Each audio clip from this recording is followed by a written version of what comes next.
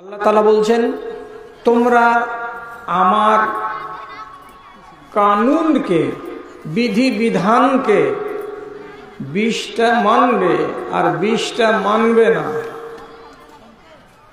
100টা কানুন আমার, আল্লাহ বলছেন, তার ভেতর থেকে 50-60টাকে মানবে আর 40টাকে মানবে না।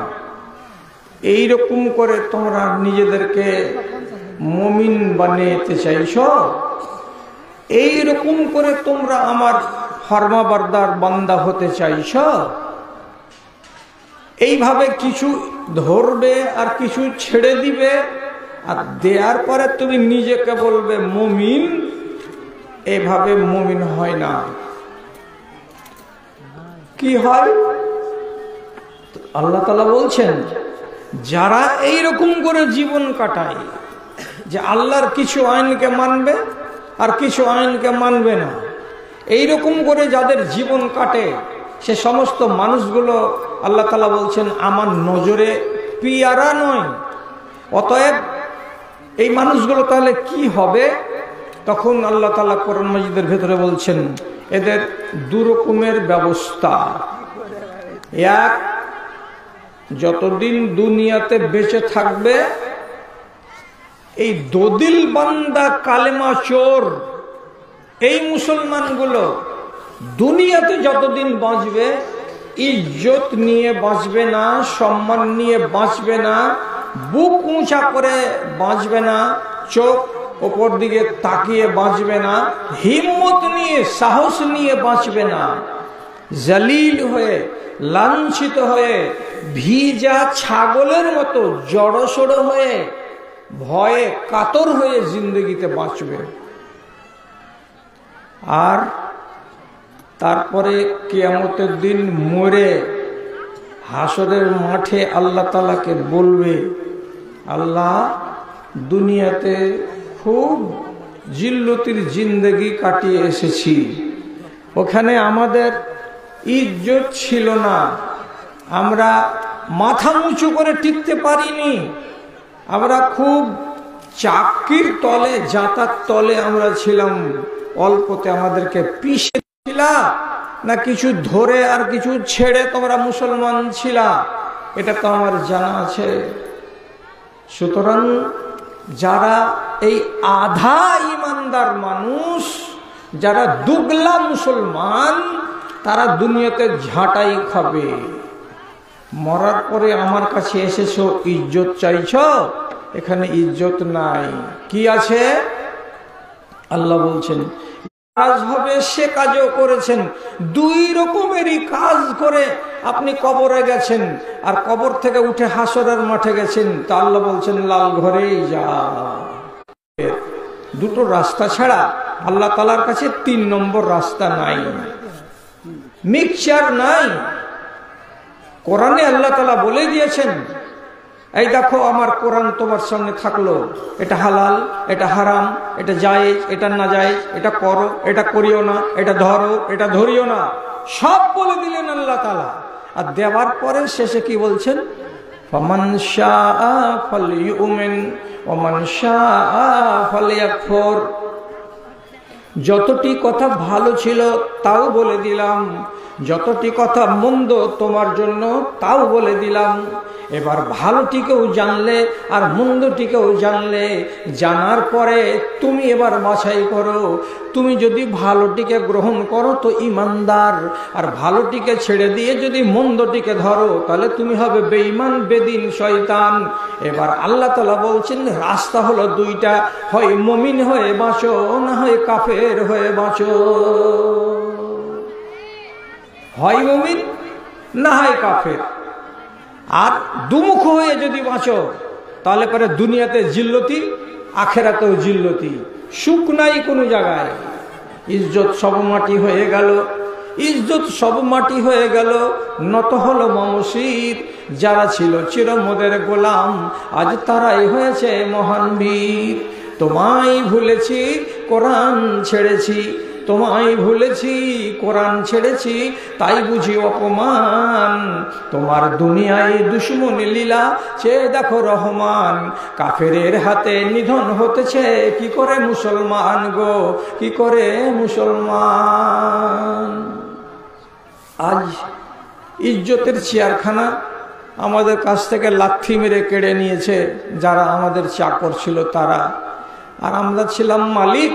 আজকে আমরা হয়ে গেছি চাকর, আর আমাদের চাকরেরা হয়ে গেছে আজকে মালিক।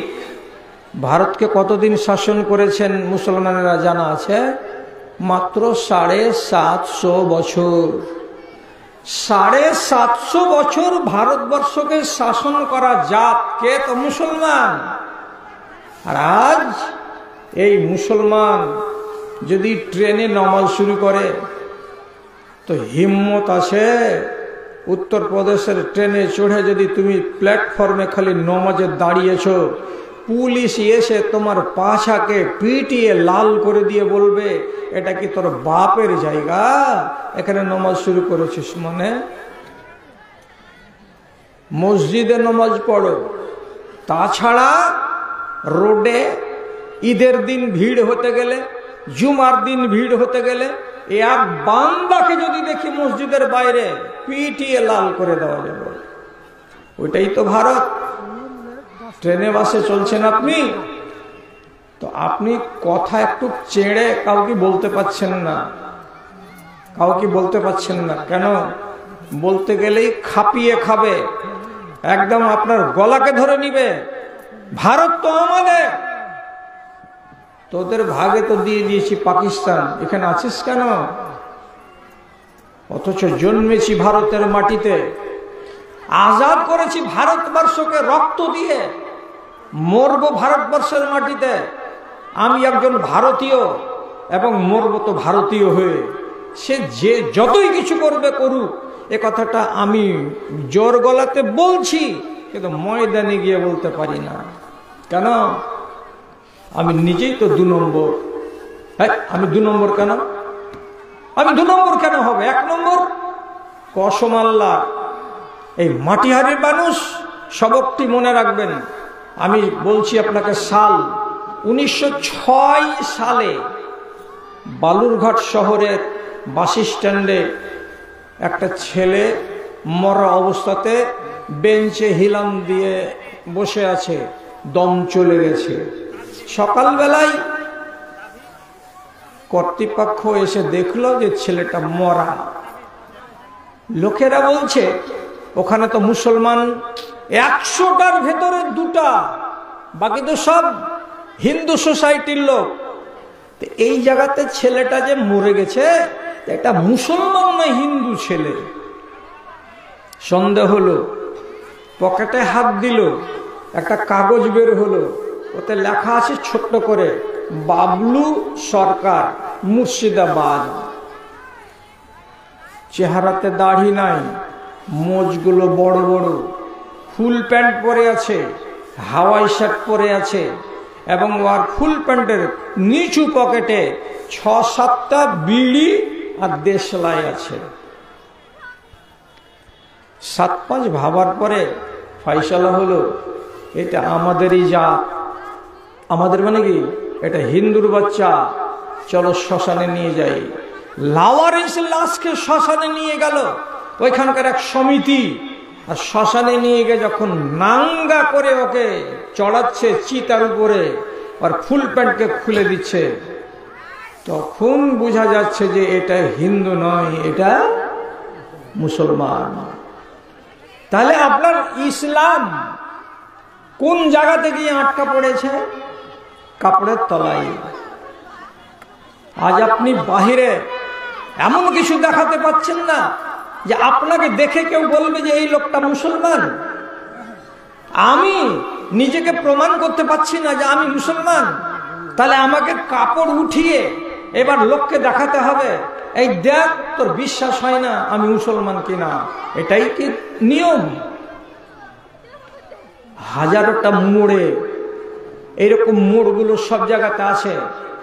আপনাদের মাটিহারি মোড়ে আছে, চানমনি মোড়ে আছে, ওখানে চরখি মোড়ে আছে, ওখানে শামসি মোড়ে আছে, যত মুসলমানদের গ্রামের ত্রিমোহনী আছে সেখানে আজকাল মুসলমানদের দোকানে বসে আছে হিন্দু মুসলমান সবাই। আমি কি করে এখানে গিয়ে বলবো আসসালামু আলাইকুম ওয়া রাহমাতুল্লাহ? কেন? শতকরা 95টা মুসলমান দাড়ি রাখা পছন্দ করে না। গায়ের মুসলমান যেমন দাড়ি রাখে না, তেমনি এরাও দাড়ি রাখে না। যদি দাড়ির চাচা 10 জন লোক বসে থাকে আর সেখানে যদি 2টো গায়ের মুসলিম থাকে আর 8টা যদি মুসলমান থাকে, আমি কোন সাহসে ওখানে সালাম দিতে যাব? আমার মনটা তো ভয় করে, এখানে মুসলমান নাই, সব এরা গায়ের মুসলমান। পরিস্থিতি কে বাঁকা করেছে? আপনি। আল্লাহর কিছু আইনকে মানছেন আর আল্লাহর কিছু আইনকে মানছেন না, আর এইভাবেই জীবন কাটিয়ে যখন কবরে যাবেন তখনই তকদিরটা খারাপ হবে। আপনি বিশ্বাস করতে পারবেন যে এই গ্রামে যতটি লোক আপনারা জমা হয়েছেন এই মজলিসে, একটা আল্লাহর বান্দা, আপনাকে ক্ষমতা দিচ্ছি, বেয়াদবি হবে না, আপনার আমি সম্মান করব, হাত তুলে বলেন তো কোনটা ওয়াজ আপনি জীবনে শুনেননি? কোনটা? মা বাপের সেবা যে শুনেছি, জান্নাত জাহান্নাম শুনেছি, কবরের কথা শুনেছি, হাসরের কথা শুনেছি, কিয়ামতের কথা শুনেছি, মদ খাওয়া সুদ খাওয়া বলতে শুনেছি, জাদু করা ব্যভিচার করা শুনেছি। তাহলে এগুলো সবই আপনাদের শোনা আছে।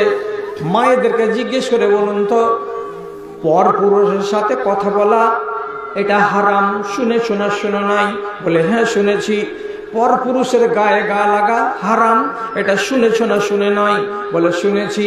তোমার শরীরখানা কাউকে দেখানো যাবে না, এটা তুমি শুনেছো না শোনো নাই? বলে হ্যাঁ আমরা শুনেছি। পর্দা করা জায়েজ এবং ওয়াজিব, পর্দা না করতে গেলে নারী দোজখী হবে, জাহান্নামী হবে, এটা শুনেছো না শোনো নাই? বলে হ্যাঁ শুনেছি। তুমি এটা শুনেছো কিনা যে বিবাহকে বাদ দিয়ে যেই কোনো নর এবং যে কোনো নারী যদি একজন আর একজনের সাথে মিলে যায় তো এটাকে ব্যভিচার বলে। ব্যভিচার করা নর এবং নারী কিয়ামতের দিন আল্লাহর চুল্লিতে তাদেরকে ঢুকানো হবে। ওয়াজটা শুনেছো না শোনো নাই? বলে হ্যাঁ শুনেছি। তাহলে নারীরা কোনটা ওয়াজ শুনেনি? পুরুষেরা কোনটা ওয়াজ শুনেনি? সবই তো শোনা আছে। তাহলে আমার প্রশ্ন হলো এই মজলিসে মদ খাওয়ার লোক আছে কিনা? যদি বলি যে হ্যাঁ আছে, তাহলে তোমাকে মুসলমান কে বলে? যদি বলি এই মজলিসে এমন একটা লোক আছে যে লোকটা ঠিক করে নামাজ পড়ে না, যদি নামাজ ঠিক করে না পড়ো তো তোমাকে মুসলমান কে বলে? এই মজলিসে এমন একটা লোক আছে যে হারাম ব্যবসা করে, মিথ্যা কথা বলে, কসম খেয়ে সামান বিক্রি করে, কিংবা বাজারে গিয়ে ব্যবসা করে, তাহলে এইরকম মানুষটাকে মুসলমান কে বলে?